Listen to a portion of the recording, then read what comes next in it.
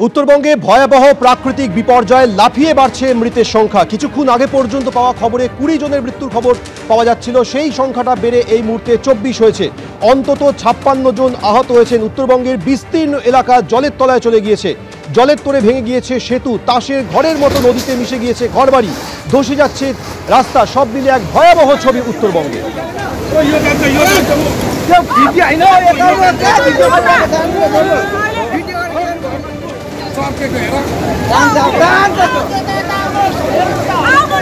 মিরিকের দুধিয়া ব্রিজের ছবি দেখছেন। তীব্র গতিতে এগিয়ে চলেছে স্রোত এবং এই স্রোতের মাঝে করে একের পর এক বাড়ি ধসে যাচ্ছে। দেখুন সেই ছবি।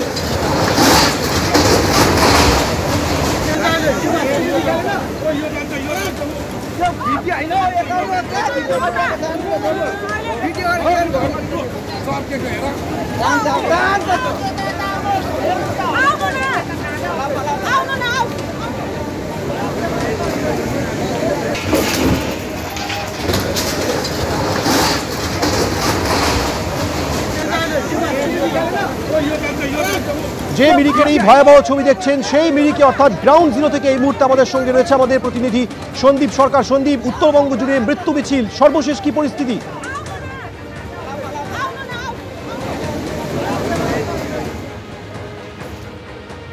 দেখো, গোটা উত্তরবঙ্গ জুড়ে কিন্তু এই মুহূর্তে মৃত্যু মিছিল এবং সেই মৃতের সংখ্যা লাফিয়ে লাফিয়ে আজকে দিনভর বেড়েছে। কিন্তু আমি যে জায়গায় দাঁড়িয়ে রয়েছি সেই জায়গার একটা অন্য ছবি তোমাকে দেখাবো। আমি এই মুহূর্তে দাঁড়িয়ে রয়েছি যেই জায়গায়, এটা হচ্ছে সেই দুধিয়া ব্রিজ। দুধিয়া ব্রিজ একটি লোহার কাঠামের ওপর দাঁড়িয়ে থাকা একটি ব্রিজ, যার নিচে পরপর 3টি পিলার ছিল। সেই 3টি পিলারের একটি পিলার হুড়মুড়িয়ে ভেঙে পড়ে জলের স্রোতের ধাক্কায়।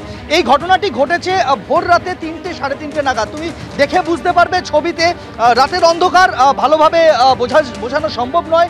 আমরা যেটা দেখতে পাচ্ছি যে সেই সেতুর যে পিলার রয়েছে সেই পিলার বালাসন নদীর জলের স্রোতে সেটা কিন্তু ভেঙে যায় এবং ভেঙে যাবার পরে সেই যে লোহার কাঠামো সেটা হুড়মুড়িয়ে ভেঙে পড়ে। এই যে সেতুর যে প্রান্তটা তুমি দেখতে পাচ্ছ, দর্শকরা দেখতে পাচ্ছেন, সেটা হচ্ছে মিরিক। ওই প্রান্তটা হচ্ছে মিরিক মহকুমার অন্তর্গত এবং যে প্রান্তে আমরা দাঁড়িয়ে রয়েছি এই জায়গা হচ্ছে কার্শিয়াং মহকুমার অন্তর্গত। আর মাঝখান দিয়ে বয়ে যাচ্ছে বালাসন নদী, তার ওপরে দুধিয়া ব্রিজ।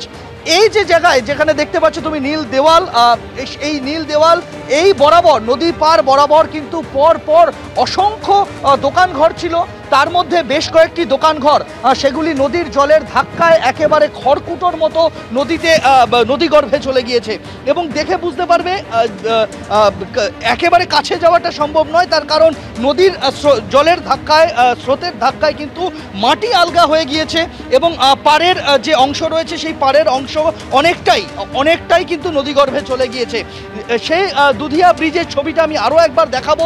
যে ব্রিজকে বলা হয় মিরিকের সঙ্গে এখানে শিলিগুড়ির একমাত্র সংযোগস্থল, একমাত্র সংযোগকারী রাস্তা বলা যেতে পারে, একেবারে লাইফ লাইন মিরিকের।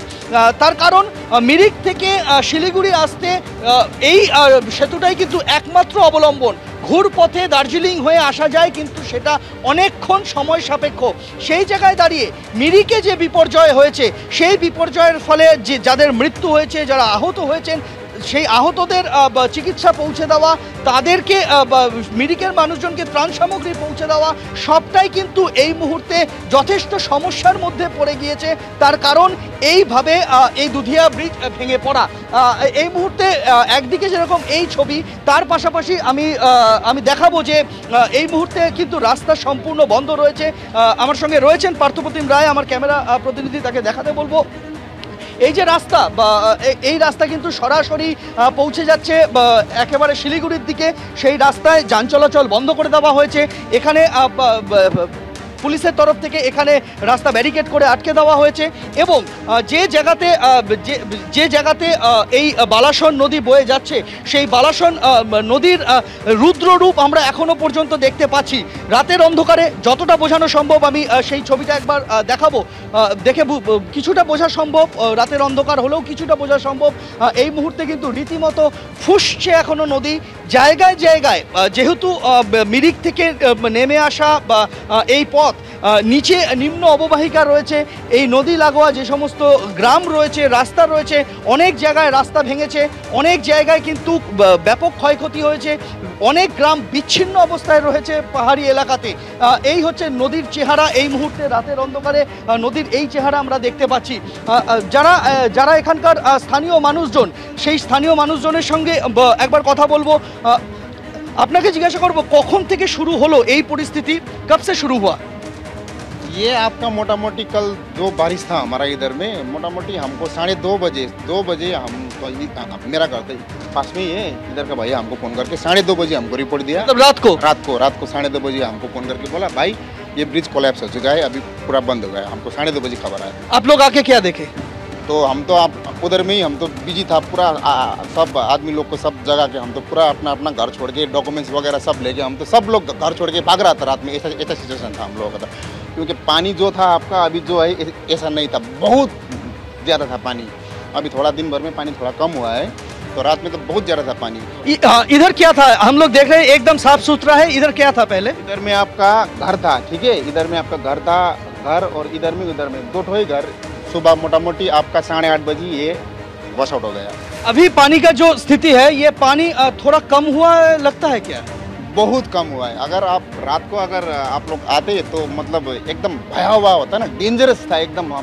मतलब वो हम तो कल्पना भी नहीं कर सकता। मतलब 98 में एक बार ऐसा आया था, हम उस वक्त हम छोटा था, 98 में आया था। उसके बाद आपका ये 27 ईयर्स बाद में ऐसा फ्लड आया। ये ब्रिज तब से बंद है, मतलब सुबह से मतलब रात से ही बने ये तो। मतलब रात को 2:30-3 बजे ये कोलैप्स हो गया, हमको खबर मिला और हम सब लोग इधर में देखने गए। जब हम इधर आए तो 2:30-3 बजे तो इधर में पुलिस बैरिकेड लगा के पूरा क्लोज कर दिया था पुलिस ने।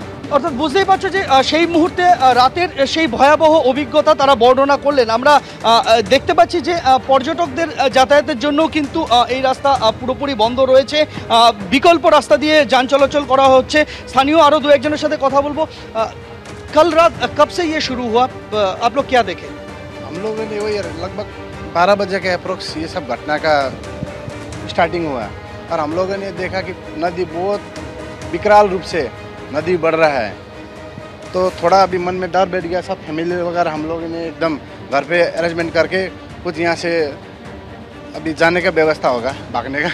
সবাই নিরাপদ দূরত্বে চলে যান, রাতের অন্ধকারেই যে যার মতো নিরাপদ আশ্রয় খুঁজে নেন। তারপর থেকে কিন্তু যত সময় গড়িয়েছে তত আরও এই ভয়াবহতার খবর আসতে শুরু করেছে, এবং মিরিকের কি ভয়াবহ পরিস্থিতি সেটা আমরা দিনভর দেখেছি। কিন্তু সেই মিরিকের ভয়াবহ পরিস্থিতিকে সামাল দেওয়ার জন্য যে ত্রাণ সামগ্রী বা অন্যান্য তাদের সুবিধা পৌঁছে দেওয়া। তুমি আমাদের সঙ্গে থাকো, তুমি ঠিক যে জায়গায় এই মুহূর্তে রয়েছো সেই দুধিয়া ব্রিজ, যে সময় একেবারে বিধ্বংসী আকার ধারণ করে নদী এবং কিভাবে খরস্রোতা নদী বয়ে চলছিল, সেই মুহূর্তের ছবি আপনাদের সামনে দেখাচ্ছি গতকালের বিপর্যয় শুরু হবার পরে। এবং মুহূর্তের মধ্যে বাড়ি সেখানে তলিয়ে পড়ে যায়, একেবারে ভেঙে পড়ে যায় নদীতে, সেই মুহূর্তের ছবি আপনাদের সামনে তুলে ধরছি।